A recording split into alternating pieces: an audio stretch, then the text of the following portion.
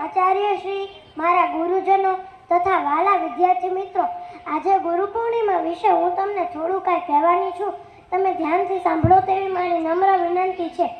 ગુરુ પૂર્ણિમા એટલે કે ગુરુ તથા શિષ્ય વચ્ચેના ગાઢ સંબંધને એક મોટું બનાવતું આ પર્વ કહેવાય છે. ગુરુ પૂર્ણિમા અષાઢ સુદ પૂનમે આવે છે. ગુરુ આપણા જીવનમાં એક મહત્વનો ભાગ છે. ગુરુ આપણને હંમેશા સાચી દિશા બતાવે છે. ગુરુ આપણને અંધકારમાંથી પ્રકાશમાં લઈ જવા માટે પૂરતો પ્રયત્ન કરે છે. ગુરુ આપણને સૌથી પહેલા અક્ષર શીખવાડતા, હવે બધાના અર્થ સમજાવતા અને હવે ધીરે ધીરે મંજિલ સુધી પહોંચાડવા પૂરતો પ્રયત્ન કરે છે.